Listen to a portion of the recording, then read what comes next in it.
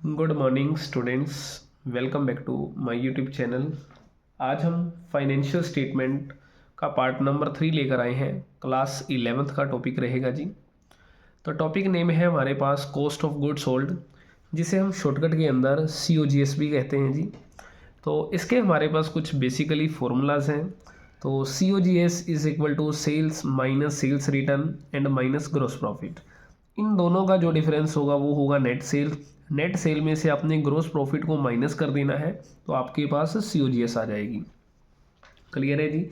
तो for example अगर मान लीजिए मेरे गुड्स का सेलिंग प्राइस 1 लाख है और मैं 20,000 रुपीज़ मार्जिन अर्न कर रहा हूँ, मतलब ग्रोस प्रॉफिट। उन दोनों का जो भी डिफरेंस होगा वो मेरा क्या रहेगा, COGS रहेगा। COGS का एक फॉर्मूला और है जी, सेल्स प्लस ग्रोस लॉस। ठीक है। फॉर एग्जांपल अगर मान लीजिए आपके गुड्स की जो कॉस्ट है वो 10 रुपीज़ है, बट आपने उसे 8 रुपीज़ का सोल्ड करा, तो इस टाइम सेलिंग प्राइस आपका 8 हो गया। अब आपको लॉस कितने का हुआ है जी, 2 रुपीज़ का हुआ है। तो आपने वो 2 रुपीज़ ऐड कर देने हैं, तो आपके प्रोडक्ट की कॉस्ट निकल कर बाहर आ जाएगी, जिसे हम कहेंगे COGS। ठीक है। एक COGS का फॉर्मूला और है, opening stock plus purchase minus purchase return plus direct expenses and minus हमारे क्लोजिंग स्टॉक रहेगा। ठीक है जी। तो ये फॉर्मूला आपने कब लगाना है, जब आपके पास इंफॉर्मेशन ओपनिंग स्टॉक परचेज वगैरह गिवन हो, तो आप ये फॉर्मूला यूज़ कर सकते हो। सेकंड, ये फॉर्मूला आप कब लगाएंगे, अगर आपको मान लीजिए क्वेश्चंस में कह दे क्लोजिंग स्टॉक निकाल लो, तो आप ये फॉर्मूला यूज़ कर सकते हो जी। तो सिंपली जैसी इंफॉर्मेशन गिवन होगी आपने वैसा ही फॉर्मूला यूज़ करना है। जैसे क्वेश्चन है हमारे पास, कैलकुलेट COGS फ्रॉम दी फ्लोइंग्स। आपके पास कुछ डाटा गिवन है और उस डाटा की हेल्प से आपने क्या करना है जी, COGS निकालना है। अब देखो COGS के आपने कई फॉर्मूलाज देखे, हमारे पास टोटल 3 फॉर्मूलाज थे। अगर देखा जाए, इन्फॉर्मेशन ओपनिंग स्टॉक है, वेजेस एंड सैलरी है, नेट परचेज है, रेंट पेड है, नेट सेल्स है, क्लोजिंग स्टॉक है। तो अगर देखो मैं नेट सेल वाला फॉर्मूला लगाऊं COGS निकालने के लिए, तो नेट सेल माइनस मेरे को चाहिए ग्रोस प्रॉफिट, जहाँ की क्वेश्चंस के अंदर ग्रोस प्रॉफिट नहीं है। दूसरे नंबर पे अगर मैं net sale plus gross loss लगाऊं तो वो भी नहीं लग सकता, क्योंकि क्वेश्चन में ग्रोस लॉस की वैल्यू भी गिवन नहीं है जी। तो मुझे जो फॉर्मूला लगाना होगा वो COGS का लगाना होगा जी, जो कि मेरे पास ओपनिंग स्टॉक प्लस परचेज वाला रहेगा। तो एक चीज़ और आपने याद रखनी है, परचेज में से अगर मैं परचेज रिटर्न को माइनस कर देता हूँ तो उसे हम कहते हैं नेट परचेज। तो ये हमारी नेट परचेज मानी जाएगी। जैसे मेरे पास क्वेश्चंस के अंदर ओपनिंग स्टॉक गिवन है 40,000 का, तो first number COGS is equal to, formula क्या था हमारा, opening stock plus net purchase plus direct expenses minus में क्लोजिंग स्टॉक। तो मैंने वैसे शॉर्टकट में लिख दिया, फिलहाल आपको याद रहना चाहिए कि फॉर्मूला हमारा ये रहेगा जी। तो हमारे पास क्वेश्चंस के अंदर ओपनिंग स्टॉक की वैल्यू है जी गिवन 40,000, तो ओपनिंग स्टॉक आ जाएगा 40,000 प्लस करेंगे नेट परचेज जो कि 50,000 है, प्लस करेंगे डायरेक्ट एक्सपेंसेस। डायरेक्ट एक्सपेंसेस आपके वो एक्सपेंसेस जो आपके ट्रेडिंग अकाउंट से रिलेटेड होंगे। तो जो भी हम ट्रेडिंग की डेबिट साइड में हम रिकॉर्ड करते थे एक्सपेंसेस, वो सारे के सारे मेरे डायरेक्ट एक्सपेंसेस हैं।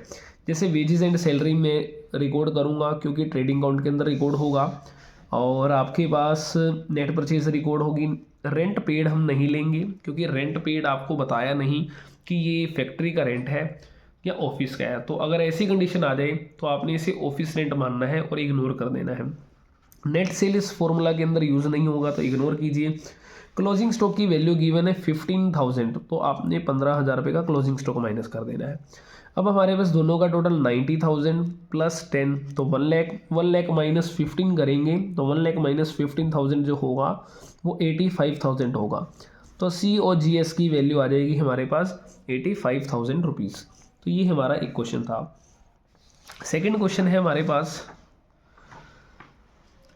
Calculate closing stock and cost of goods sold. अब आपको क्वेश्चंस के अंदर कॉस्ट ऑफ गुड्स सोल्ड भी और क्लोजिंग स्टॉक दोनों निकालना है। तो जब भी क्लोजिंग स्टॉक आ जाए निकालने के लिए, तो अभी भी मैंने जैसा आपको बताया था ये फॉर्मूला हम यूज़ करेंगे, तो इसी फॉर्मूला को हमने फॉलो करना है। और कॉस्ट ऑफ गुड्स सोल्ड है, कॉस्ट ऑफ गुड्स सोल्ड के 3 फॉर्मूलाज हैं, जैसी इन्फॉर्मेशन गिवन होगी आप वैसा फॉर्मूला यूज़ कर सकते हैं जी। अगर देखा जाए, ओपनिंग स्टॉक भी है, सेल्स भी है, कैरीज इनवर्ड भी है, सेल्स रिटर्न है। लो जी, सेल में से अगर मैं सेल्स रिटर्न माइनस कर दूं तो नेट सेल आ जाएगी, और नेट सेल में से अगर मैं ग्रोस प्रॉफिट भी माइनस कर दूं तो मेरे पास क्या आंसर निकल कर बाहर आ जाएगा, ग्रॉस प्रॉफिट COGS निकल कर बाहर आ जाएगा। मतलब हमारे पास इस कंडीशन में हम COGS का फॉर्मूला जो यूज़ करने वाले हैं वो है जी नेट सेल्स माइनस में ग्रॉस प्रॉफिट। तो मेरे पास नेट सेल्स की वैल्यू चेक कर लेंगे जी। तो सेल्स मेरे पास 16 है और सेल्स रिटर्न 1000 है, दोनों का डिफरेंस होता है नेट सेल्स 15,000। मुझे माइनस करना है ग्रॉस प्रॉफिट जो कि 6000 है, तो इसको हमने माइनस कर दिया। तो मेरे पास कितना आंसर निकल कर बाहर आ गया, 9000 निकल कर बाहर आ गया। अब क्वेश्चंस के अंदर आपको कह रखा है कि क्लोजिंग स्टॉक भी निकालें। तो जब भी क्लोजिंग स्टॉक आपको निकालना होगा तो आपने फिर दोबारा से कॉस्ट ऑफ गुड्स सोल्ड का ये वाला फॉर्मूला लगा देना है जो कि सबसे बड़े वाला फॉर्मूला था। तो जिसे हम कहेंगे opening stock plus net purchase plus direct expenses minus में क्लोजिंग स्टॉक। तो मेरे पास ओपनिंग स्टॉक की वैल्यू गिवन है जी 5000 रुपीज़ की। नेट परचेज मेरे पास क्वेश्चंस के अंदर गिवन है परचेज ये रहा जी, परचेज रिटर्न ये रहा। तो 10,000 में से मुझे 900 माइनस कर लेना चाहिए। तो 900 माइनस कर देंगे तो 9100 आ जाएगा। प्लस करते हैं डायरेक्ट एक्सपेंसेस जो कि आपके रिलेटेड होते हैं ट्रेडिंग काउंट से। तो कैरीज इनवर्ड मेरा एक डायरेक्ट एक्सपेंसेस है 1000 रुपीज़ का, उसे हम ऐड करेंगे। और सेल्स रिटर्न तो हमारी रिकॉर्ड हो चुकी थी, जीपी हो चुका है, परचेज वगैरह। चलो जी ऐसा कुछ भी नहीं बचा जिसे रिकॉर्ड किया जाए, बस क्लोजिंग स्टॉक की वैल्यू आपको गिवन नहीं, तो इस क्लोजिंग स्टॉक को हमने सेम एज चीज रख देना है। अब 9000 मेरे पास COGS गिवन था जी। अब मुझे क्या करना है, इन सब का एक बार टोटल कर लेना है। तो ये मेरा बन जाएगा 6000 और 9100 है, तो 15100 बन गया जी। और माइनस में क्लोजिंग स्टॉक है और यहाँ हमारा लेफ्ट साइड में 9000 चल ही रहा है जी। इस क्लोजिंग स्टॉक को हम यहाँ ले आएंगे जी लेफ्ट साइड। तो 15100 में से मुझे 9000 को माइनस कर देना है, तो जो आंसर आएगा वो 6100 रुपीज़ आएगा। और यही जो वैल्यू मेरे पास निकल कर बाहर आ रही है जी वो मेरी क्लोजिंग स्टॉक की वैल्यू रहेगी। तो आपसे इस क्वेश्चन के अंदर दो तरह की पूछा गया था कि एक तो आपने COGS निकालना है, दूसरा आपने एक तो COGS पूछा गया था, दूसरा आपसे क्लोजिंग स्टॉक पूछा गया था। तो ये हमारे पास दो क्वेश्चन हैं जी। तो आई होप कि आपको ये दोनों क्वेश्चन समझ आए होंगे और बिल्कुल इजी ही कॉन्सेप्ट है। तो अगर आपको वीडियो अच्छी लगी हो तो वीडियो को लाइक ज़रूर करें और अपने दोस्तों के साथ शेयर करें। देखो इस चैनल पर आपको बिल्कुल फ्री ऑफ कॉस्ट मिलेगा, जितना भी हो सकता है आपको वीडियोस प्रोवाइड करवाई जाएंगी। तो इसी तरीके से मेरे चैनल्स के साथ जुड़े रहें और वीडियो को लाइक करें, दोस्तों के साथ शेयर करें और कमेंट बॉक्स में कमेंट जरूर करें कि आपको कंसेप्ट कैसा लगा, समझ आया या नहीं आया। क्योंकि आपका एक देखो जो कमेंट है वही टीचर्स के लिए मोटिवेशन का काम करता है जी। Thank you.